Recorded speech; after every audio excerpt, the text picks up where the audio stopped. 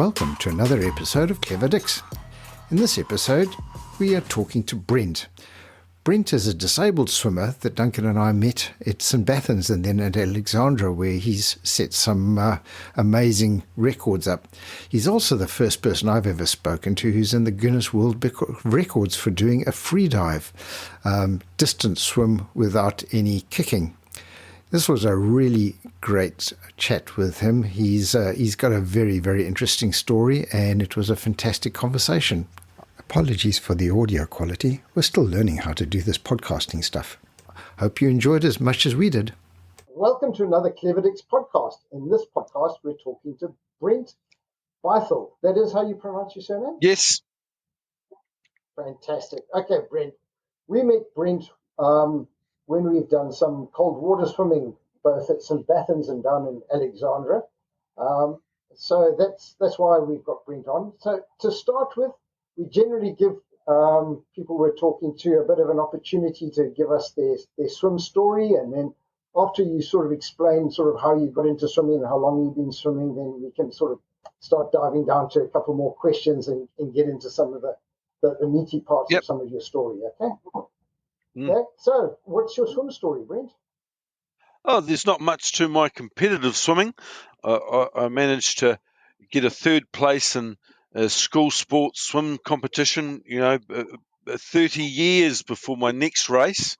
So approaching 30 years later, 47, my next race was an open water race, my first one of those ever, and it was at St Bathans, an ice swim. The minimum distance, 250 metres, which I barely made. Since then, Alex, so I did 8 races plus a relay. I'm a 10-time ice swimmer now, which I'm pretty rapt about. The longest 500-metre swim. I'm also the first para swimmer in the history of ice swimming to take on backstroke, 50 metres and 100. So if you like, they sort of sit softly as world record. They're not being publicly promoted by ISSA. But and then in between St Bathans and Alexandra, I set a freedive Guinness World Record in the pool for distance as an amputee with no fins. And that's about my competition swimming experience. That's cool. So maybe you mentioned that you're a para swimmer and with no fins. Could you just tell us a little bit more about your disability? Yeah, no problem. I lost my below the knee, so it's quite straightforward these days. About 2014, I think, lost my foot. There's no great story. It's a really boring story. I had a sneaky cut. It got infected, got in the bone. The complication is I also have a spinal injury, which weakens my legs, and I have no feeling in my feet. So that's part of the reason I lost my foot, is I didn't know there was a problem as you normally would. Oh, okay. So question from my side. Prior to losing your foot, were there any sports that you were active with? You said that you didn't do any swimming, but what did you do sort of health and fitness wise? Well, in 2010, I suffered an injury to my back, and which I still have. It's permanent. I have below my back injury. I have quite weak legs. I'm very fortunate. I'm an upright paraplegic, so I can walk, as you've seen. That requires a bit of assistance, of course, I'm prosthetic, but I have a brace with springs in it. So I've got quite weak legs. But in the range of movement of walking, I can walk reasonably well, and I'm very, very fortunate to be able to do so.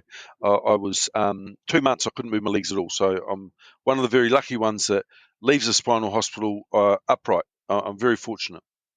So after that, I was quite limited.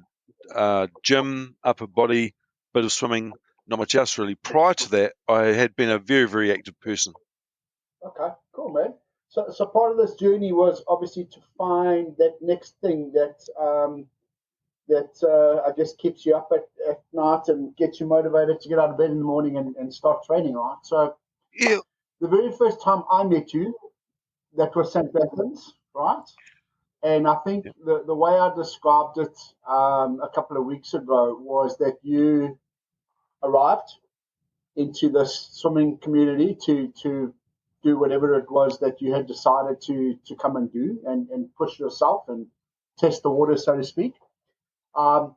From my side, it looked as if you sort of dabbled with it a little bit. You gave it a go, you did your thing, you ticked the block, and you disappeared straight away, right? And I was like, hey, he looks like pretty cool. I made my flight. I made it to the last part of check-in by 10 minutes back in Dunedin. Plenty of time, man. You could have done another plenty. So, why ice swimming? I mean, why didn't you choose, I don't know, normal swimming? Why ice swimming? Well, how I came to it, I've got a note here. So, and there's a bit in front of me, but if I go through it sort of quickly, I lived in Australia after university in New Zealand. Went to Australia for about 5 years. I went over to London after that. But I went back on holiday to Australia, visit my old flatmate, and one of my friends, an Ironman, had just started cold showers, and he challenged me to them as I would finish my holiday and go back home.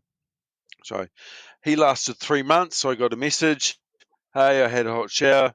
You still cold showering? Yes, I am. You've won. Great. Pretty much the end of the story.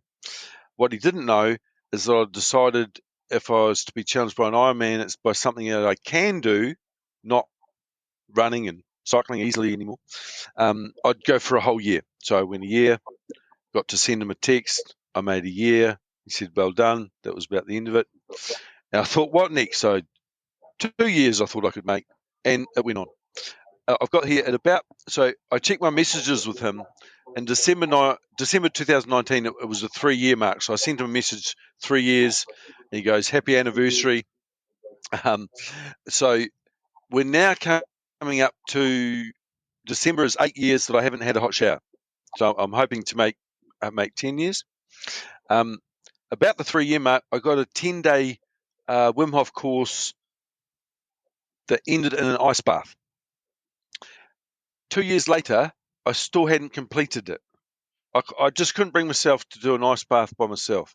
And then good old Facebook comes along, and I saw a workshop of a direct student of Wim's, been at his house, jumped off his waterfall, and I ummed and ahed for ages about it, because I can be quite competitive. So I knew if I went there, I was going to have an ice bath because other people would be, So I really took my time about it. And in a way, it's quite disappointing. I have to be in the car for 3 hours, dedicate a whole day, pay $150 plus petrol money because I can't bring myself to do an ice bath. I was a bit frustrated, but I did it, and it was amazing. Really profound. That was June. I did dry July and a whole month of cold immersion, which was mostly in the winter pool at home, unheated, a few ice baths. I did an ice bath in a wheelie bin in the sea, just a bit of fun with it. Come next winter, I thought I'd do dry June and July, and this time 100% ice baths in my now chest freezer. I got a non-running chest freezer that I do ice baths in. And that dry June and July attempt turned into 101 consecutive days of cold immersion, 101 ice baths. And what followed from that was a year not drinking. And then the following year that I started, I lost 22 kilograms, and I got finally back in the 80s. I was 89.9 kgs, and I'd been trying to do that for about 10 years. So I'm nearly finished with getting to St Bathans. As part of that, I did one 20-minute ice bath at 1 degree. I was thinking that I could immerse myself in ice and set an amputee ice immersion record, 1 minute more than Wim Hof's first public ice immersion. That's what I was thinking. Maybe I'd go. He did half an hour. So I thought maybe I can immerse myself encased in ice for 31 minutes and set some sort of record. And I left it at that for a bit. And then good old Facebook again. Ice swimming. What the hell is this? You're telling me people swim in this stuff? To me, it was madness. I thought that's crazy, but I can handle the cold for long periods. I can swim a little bit. I reckon I might be able to make it. So, long version of how I arrived at St Bathans the following year. Water's always been in my life, and it's always been fun. Mostly I've been going fast across it on a windsurf board or water skiing or, nearly flipping my dad's boat and stuff like that. Brent, talk to me about that 30 minutes ice submersion. Is that still something that you are keen to give a go to, or is that in the no path? So, yeah, I wanted to do half an hour in the 1 degree water, but I pulled out at 20 minutes because I had some concerns, and I had subsequently the biggest after drop I've ever had. It was pretty full on. I was thinking about maybe I need to go to the hospital, which would be a bit odd. I'd like to admit myself. Why? Well, I've been sitting 1 degree water for 20 minutes. Why would you do that? Well, so I pulled out. But if I think about, I'm quite a slow swimmer. Apart from only having one foot, my other foot, because of my back injury, sort of hangs behind me like a sea anchor. I can't point it out straight. So if I'm to ice swim further than Alexandra 500 meters, okay, let's not talk about further right now, but I'm going to have to do longer ice baths.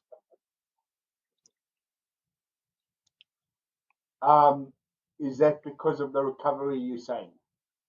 Just to get used to it, get my head around it, know I can be in cold water that long and recover, And in some ways it's harder because you're not generating your own heat, you're just sitting there. So in some ways it's harder. So if I can be in an ice bath for as long as I swim, I'm quite confident that if I get my fitness up a bit, I could, do them combined, yeah.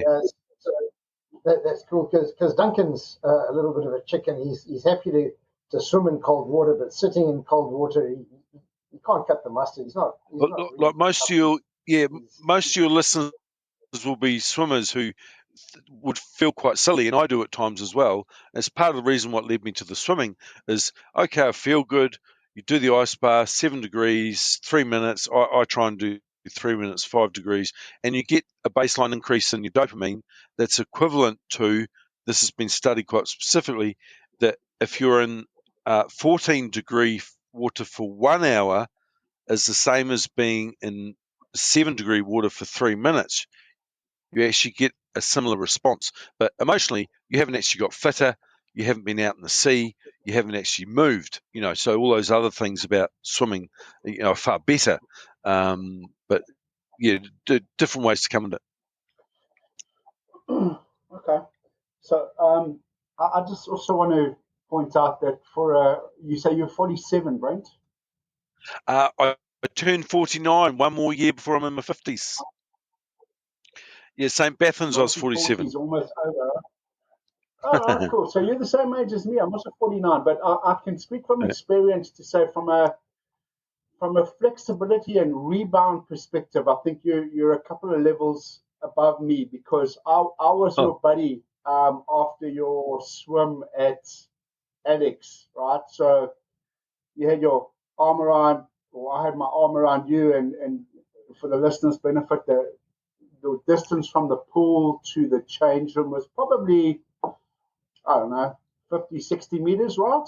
Yeah, it's a bit of a walk. I was doing, I thought I was doing a really good job of assisting you to the change room. And then I turned around and you were gone, bro. I sort of cocked it up and we missed the step and you bailed and took a tumble and rolled. And that's right. Sorry, that's good. Dude, I didn't mean no. Look, falling over is part of having a prosthetic and having weak legs. And I'm actually quite good at it, but I think more from my mountain biking days, I'm used to tumbling down and rolling or falling gently. And, I haven't actually had any injuries from falling from all the time I've had my back injury. That's nearly, 15 years now. and my prosthetic. I haven't actually had any injuries from it. Yeah. All right. Well, thank God, because I felt really bad for about 2 seconds there. So apologies, mate. Yeah, 2 I'm seconds. glad you jumped up as you did, mate. No, I'm good at jumping up. Hey, You've got to jump up quickly. Otherwise, people come running to your help and try and rescue you, and it's fine. It's easier if you get up yourself. So, talk to us about the freediving Guinness World Record, dude. What made you Yeah, decide to do that? And well, how far? from St Bathans, I was, fitter. I've been in the pool more, Yeah. and somewhere along around there, I could see a freediving pool event coming up, and I was incorporating a bit of underwater stuff, and it came to mind. As I'm approaching 50, I've got 1 foot, I've got weak legs. Could I do a new personal best of distance, lengths underwater? And my previous best was 2 in a push off, and that was in my physical prime, about 30. I was training for my freediving license, which was done in the Royal Navy Submarine Escape Training Facility in Bournemouth, down UK. And so, as good as I was then, and as fit as I was, that's as far as I could go in the pool. And from that, on a second visit, I managed to do a 30-meter deep free dive, no fins, not touching the rope, which was a real highlight of my life. And then, Sorry to interrupt, but when you say 30 meters free dive, you say literally 30 meters down. yeah, that's how. So it's a 10-meter story high building, specifically built by the Navy to teach stricken submariners how to escape from a submarine. So at the bottom, there's pressure doors, like at a level 1, say, off the ground floor, level 1. And so you're in just a normal room, but that simulates being in a submarine. And then you get put in a pressure lock with a special suit on. And then you go in there, you hold your breath, they flood the pressure lock, like you're 10 meters, 30 or, say 23 or whatever on the first floor under winter. And then they open the door on the other side, and then you jettison with a special suit to the surface as if you would from a stricken submarine, which it's since been closed down, which is a real shame because a lot of freediving companies were using it. But other navies would travel internationally when it was first earlier on when it was made, because there was no other facility in the world like it. And there's now private facilities in Europe that is enough interest that they can build even deeper ones. I know there's a 40-meter one. There might be a 50-meter one with a dive down pool, and then a narrower tube right down to a really good depth, and then with all the safety mechanisms of cables and safety divers with you, and it's a real safe place to practice quite deep free diving. So there was less need for the Navy one, and it's a bit outdated now. If a submarine gets stricken, they just lift the whole thing up. You don't have to jettison out of the submarine. Yeah, interesting. I find that it was a really interesting facility. Yeah, very interesting story, dude. Yeah. Yeah. So you went 30 meters from the top downwards, as in a typical free dive scenario. Yeah. Yep. That's a long way, man. Yeah, no, it was cool. I'd get to the 25-meter mark, and I'd roll over onto my back because I was free falling fast enough that I could come out of a dive, and I'd just starfish and land on the bottom of the tank and just take it in for a moment. I'm lying 30 meters underwater. You're looking way up at your friends way up the top there, quite far away. And then just slowly, because you're keeping your heart rate down, you keep them relaxed, stand up just in my board shorts and mask, just, like ice swimming, just goggles, mask, and then jump off the bottom, and then you swim up. And of course, you're heavily negatively buoyant, but you're becoming lighter and lighter as you go. And I managed to make it once without touching the rope. Pretty awesome feeling when you take that big breath when you get at the top. You made it to the bottom, and you just sit there on the edge, and you sort of you feel pretty amazing. It's awesome. Yeah. Wow, Yeah. that's cool. So that brings me back to your Wim Hof experience. So I did a Wim Hof course a couple of years ago, and the reason I did it was I was starting to get into cold water swimming, and I thought if I did that course, then I'd learn how to recover better and do a whole bunch of things. But I found it quite challenging because I went there for the cold experience, but there's three different aspects to it. So there was lots of yoga, which I've never done, and I sort of got through. And then sort of lying on your back and doing all of the funny breathing, which I still do a little bit of now. And then there was a very traumatic period where we had to go and find somebody who was sitting next to you and gaze in their eyes for 5 minutes. And the problem that I had was the bloke that I was next to was Dan, who runs and owns Swim T3. And I don't think either of us have ever quite recovered from this experience of having to look into each other's for 5 minutes. So at the end of it, I think both of us were really quite grateful that we could go and get into some ice water.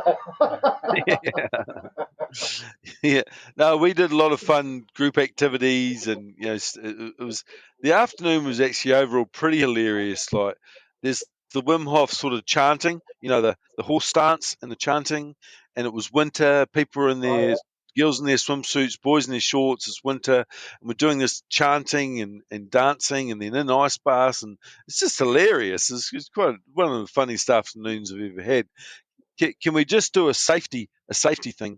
It's incredibly dangerous to do any type of Wim Hof breathing or any type of the many modern breathing type, relaxing type techniques anywhere in or near the water and alone. It's incredibly dangerous. We just have to sign that off. Yeah. Yeah, good on you, Brent. That's absolutely right. So, sounds like your Wim Hof experience was a bit more fun than mine. I left a tiny bit traumatized.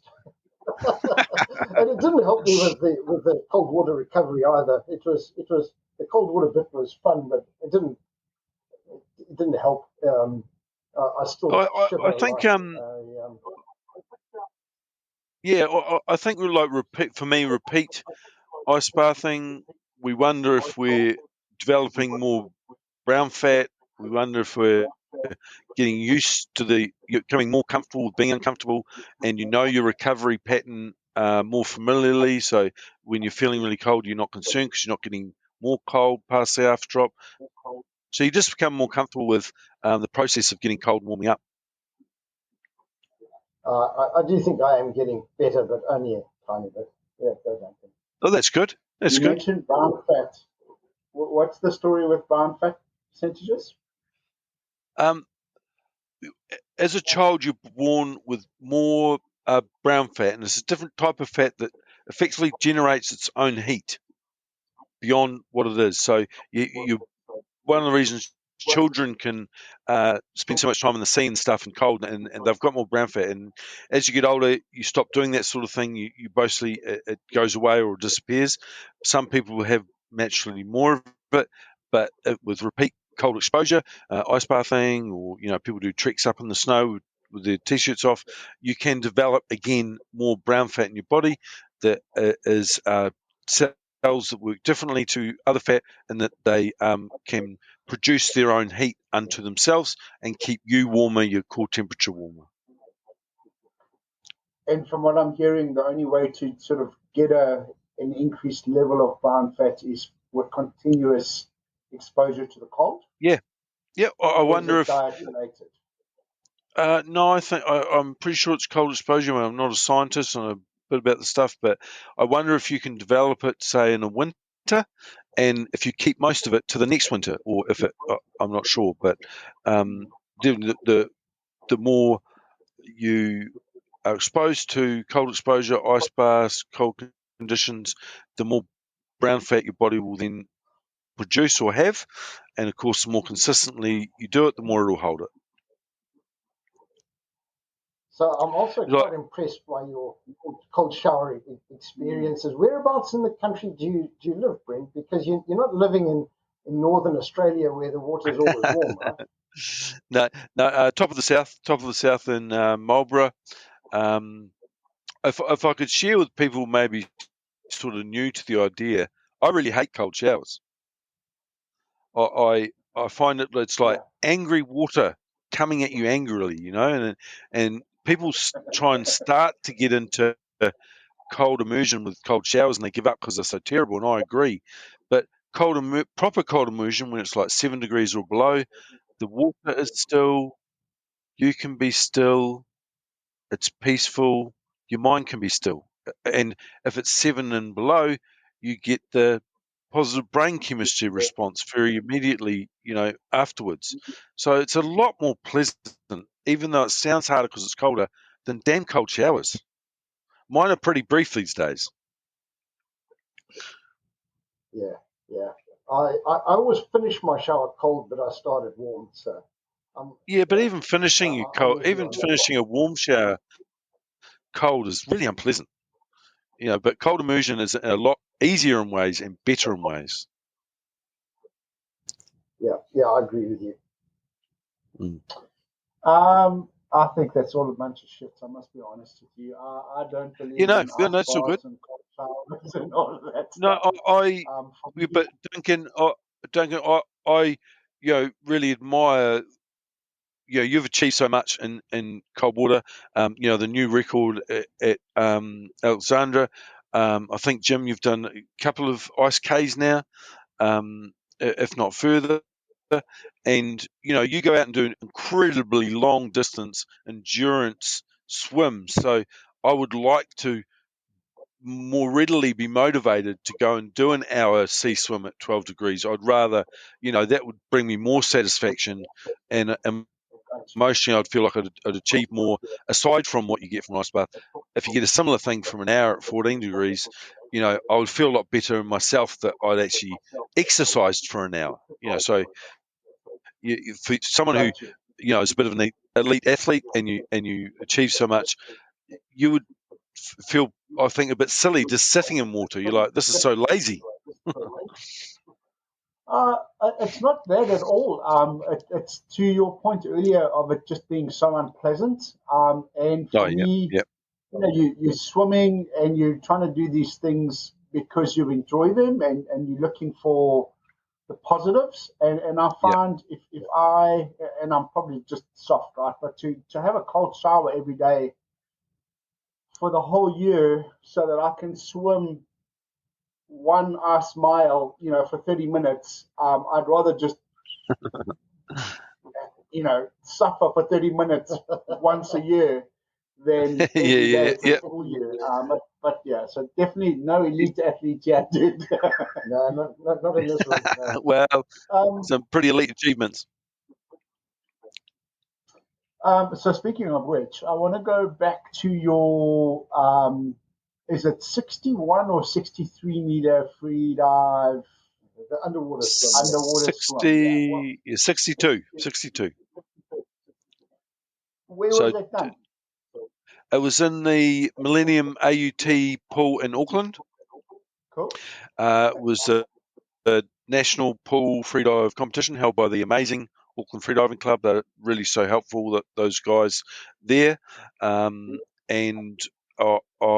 my stroke, interestingly, as I started to first talk to the Auckland Freedive Club, I came across a great guy, Nate Fairweather, who introduced me to a no-kick underwater no-fin swim.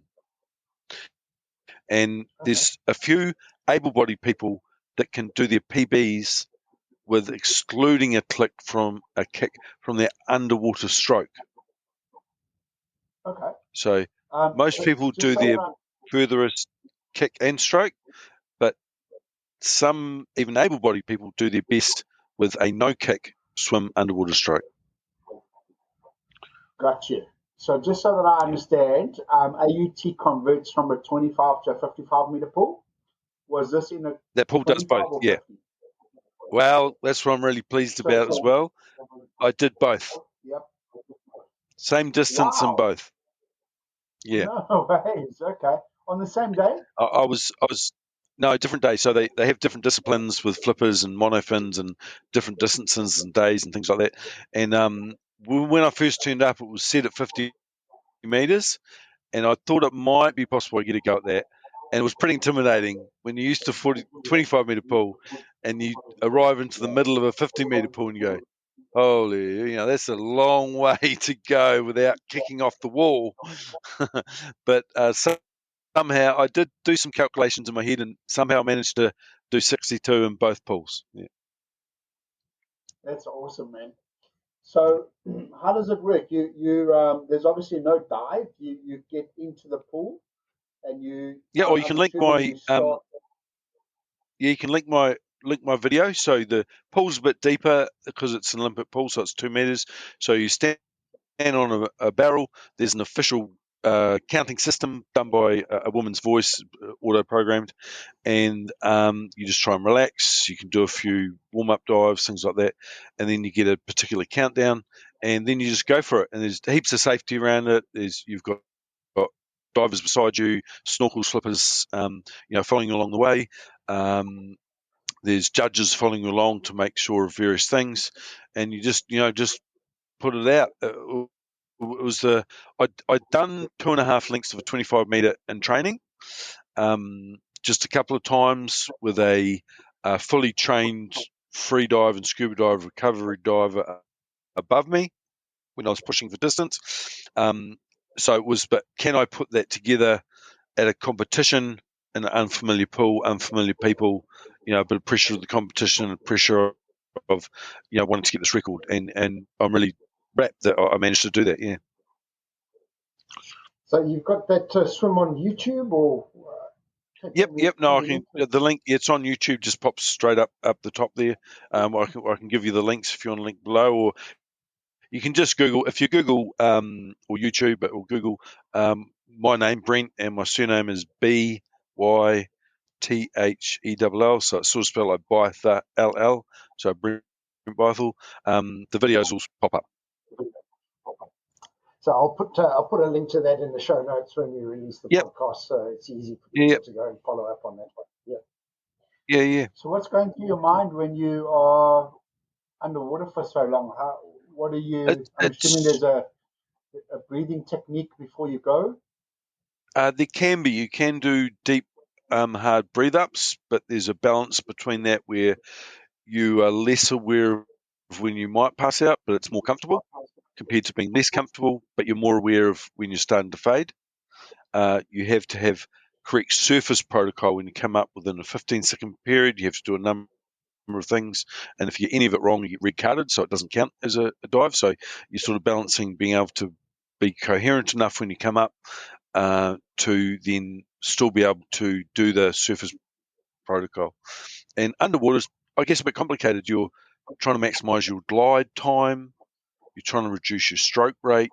You're trying to remain calm, but then get your technique right. You've got to have your buoyancy correct.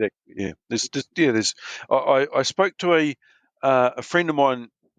Is a friend of mine from London. Is friends with a AIDA instructor, and he's been to 50 meters and various things. And he was saying how DNF sounds like do not finish, but it's dynamic no fins, is the more technical of all what you do, because with flippers you can brute force your way through, a bit of lack of technique. But when you've got no flippers and it's just your technique, there's more variables that that if you don't get one of them right, it can muck up your distance quite a lot. So it was a bit of a good reminder to me that actually no fins, especially if you're not kicking, all the variables affect your distance more so rather than less so than having flippers and just powering on through sort of thing. Yeah. Gotcha. What's the able-bodied record? Oh, a lot. I won't tell you because it makes my records sound a lot shorter. Okay, fair enough. But while you were sitting and explaining that to me, something popped into my head that I thought might be something you could consider down the line. I've watched a couple of those little Netflix documentaries where the guys get into a hole in the ice and they swim under the ice for long distances of time. Now, if you are a Yep. free diving expert and an ice water swimmer, Well, I that's don't know about amazing. expert. I'm not much of a swimmer. Well, we can work on that, man. You Yeah. need to do some research with that because I reckon that would be a great challenge. Well, I have asked Susan. May not everyone knows who Susan is. I've asked her if she would consider supporting me swimming under ice, and I've a bit rudely asked her more than once. And you don't normally, do that with Susan, and it's not something she has done. So she doesn't want to support something she has not done herself, and I respect that answer. Yeah. Oh, we can fix her. We'll make her do it, and then she can support you, right? So I've seen a few videos of people doing that. So it's quite tricky because you can't just have an IRB going along the surface. You've got to have divers Yeah, with suits and tanks, and yeah, it's a big the whole support team. protocol for doing that is going to be The it's going to be quite different, right? the 105 meter record. I think it had a support staff of 40. And Wow. just a little interesting aside: the male that achieved that, the previous record was by a female. It was 103. She got into cold immersion because she had nerve pain from an injury, and nothing was really working. And she did some cold immersion of her lower leg as an alternative to help with her nerve pain, and it helped her a lot. And one of the reasons I do ice bath is because it helps me with my nerve and phantom pain from my amputation. Like, I can cope with them better the more I ice bath. Simple as that. And then she went a long way with that. She set a new world record. I think it's just been broken, and it's 106 or 107 at the moment. Wow, that's crazy, man. It's a long swim. I remember the video of that. It's certainly very calm. It was almost strange that she was going as at the speed that she was going, because it certainly didn't look particularly fast. But as you said, you have to keep everything under control when you're doing this long Yeah. underwater stuff, don't you? And what you would want, something where I'm not, like my competition at the same competition static was 4 minutes 45, so I'm quite pleased with that. People can get close to their dives underwater, their free dives underwater, to their static times, whereas I'm about half of mine, because I'm using up oxygen with my mind, concentrating on my stroke, because it's not familiar enough to me to do it second nature easily. So there's that sort of balance there as well. So if you're doing something like 100 meters over 100, your swim stroke underwater is very second nature to you. So you're using as little oxygen with your mind, as well at the same time. You're not concentrating a lot and burning through your oxygen stores. Do you not have like a panic reflex mechanism that wants you to just pop up and gasp for air? Oh, of course, lots of it, like, emotionally, but also physically, because once you start getting any sort of distance, a lot of people, this can start at 30 seconds, 40 seconds, a minute. You get the involuntary contractions of your is it your larynx? I'm not so familiar with some of these terms, but so you're getting those convulsions, but a bit like the cold and the after drop and being cold after an ice swim and freediving, you can get familiar with those contractions, and you can actually control them a little bit. You can hold them off a little bit. You can make them softer a little bit. You can become a bit experienced at managing them, but also getting used to them. Just like staying in an ice bath, you get used to the coldness, and you can train yourself to get familiar with that. Yeah, but it can get quite uncomfortable, and that's your subconscious mind causing convulsions in your lungs and chest to get the hell out of the water. So you have to override that as well. Yeah. So there's quite a lot of evidence that the cold immersion has got lots of health benefits. I know that there's still a bit of discussion on that. is the same. Can you say the same for the sort of breath hold thing? Are you doing it just for the challenge, or is there other reasons behind doing some of these underwater swims and breath holds? To get you, if you were to focus on freediving, which please no one do ever, even in your backyard, even as a kid, unsupervised, ever, go along. One of the most fascinating things you could do in a week. A lot of people will be in Auckland. There's ones in Wellington and Christchurch. Go along to an hour and a half introductory freedive session, and whatever way you relate to the water, whatever you do, even to the both of you, if you go to a freedive session, you'll find it really, really fascinating.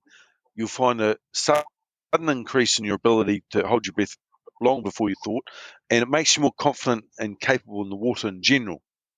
But to be a better freediver, you have to be fitter. So it might get you out running, might get you do some swimming.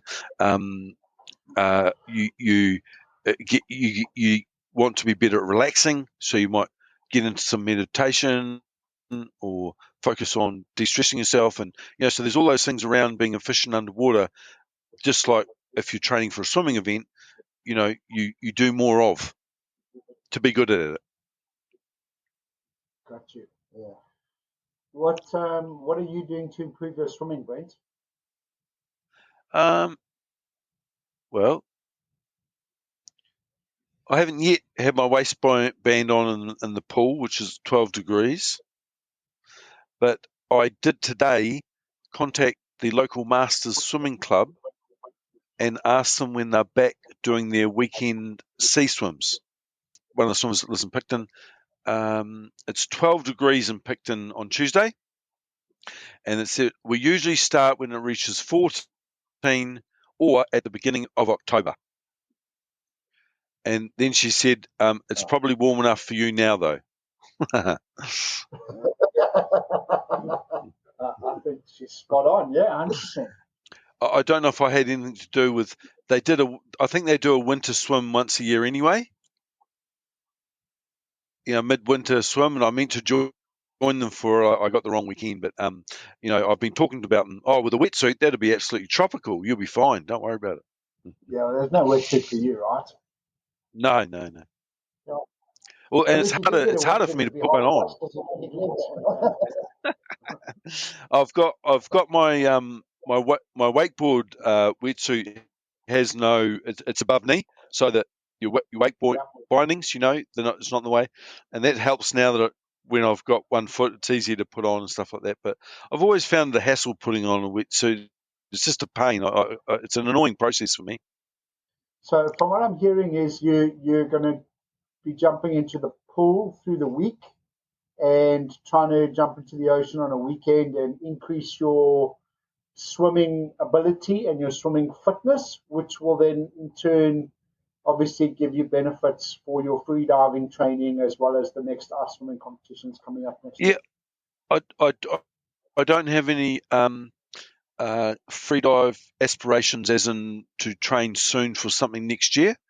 The next thing I'd like to do is a depth competition, and that's normally held in Lake Taupo. It was scheduled for this year. I probably wouldn't have made it, but and it was actually later cancelled, so I'm not sure why that is. But I'd like to go to a depth competition. If I knew that was coming up, I might be able to find the support to do safely some deeper dives.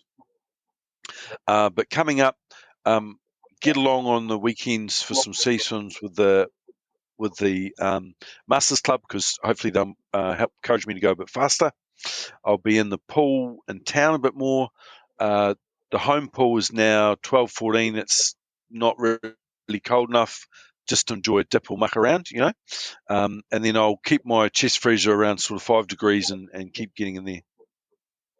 I'll do some more no wetsuit sea swims. So I've got access to get in the water. I know a circuit that's 500 meters, and I know a circuit that's a bit over that, and I know a circuit that's 1K and then a mile. So working up towards those distances. That's impressive. I think that's. Well, I haven't done it yet. Sometimes I find it. Yeah, but we all know that you will. Once you say that you're going to do something, you do it, even if it's ice cold showers for 8 years. Yep. The other thing that's just worth mentioning is that Brent was the winner of our Clever Dicks Award at the Thank you. Yes. National Swimming Champs down in Yep. Alex. No, great honour from you too, and it means a lot to me. Yep, I appreciate that. Yeah, I think, yeah, man, you deserved it head over shoulders versus anybody else that was there, Brent. I mean, it had a fancy name. I'm trying to think what the name of it now was. It was the Swimmers Choice for Perseverance and Humility. And determination. Great. There you go. There you go. So yeah, well done on that, and I'm hoping that that's up on the mantelpiece somewhere there, and you're showing it off to your mates. Handcrafted by your daughter. And, yep. No, so handcrafted by Jim. Jim. Yep. Sorry, Jim. Yep. Oh, there we go. Yeah. Yeah, but it was her effort was awesome. Yeah. Yeah. Cool. So, Brent, what's on the bucket list other than a long swim under ice? Yeah. Well, yeah, I'd like to. I'd like to be able to do that. Give it a go. There's escape holes. If you can't quite make the end, you can come up a bit earlier. You have to cut escape holes earlier on. So yeah, just trying to work towards being at St Bathans again next year, and I have aspirations that should the year go well and to plan that I'll try and go further. How much further I've got some ideas about. Some of the great things that have come out of Alex and my Guinness World Record. There's a guy I used to work with. He's part of a men's group who chat about men's health. They sit around and just catch up, and they've invited me along and to say hello. And there's I've been invited to join a kids camp for amputees that is in Blenheim. I never knew they had one here. It might be a first year or something like that. But I would be so excited to go and talk to kids about my swimming and my freediving as an amputee.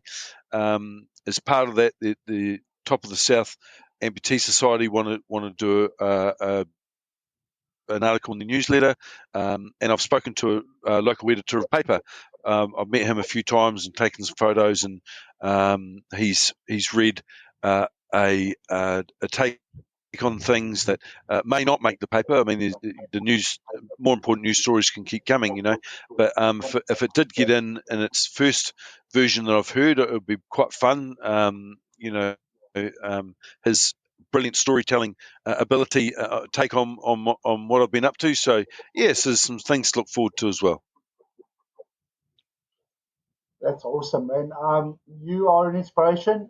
We will continue to follow your journey. And I'm pretty sure, Brent, that in one way or the other, we'll have a lot of swims together down the line. And it's a pleasure to know you. Yeah, no, it's a pleasure to know you both. Thanks for having me on. You both inspire me, and thanks for all you've done, Duncan. Ice swimming in New Zealand, it's brought so much to my life. And Jim, your involvement too, and the show. Thanks a lot. Well, it was great talking to Brent. He is actually quite inspirational, and I thoroughly enjoyed that. As always, if you've got any comments or suggestions, please send an email to cleverdicksnz@gmail.com, or you could leave any comments in our Instagram account. Anyway, we'll see you again in 2 weeks. Cheers. Bye.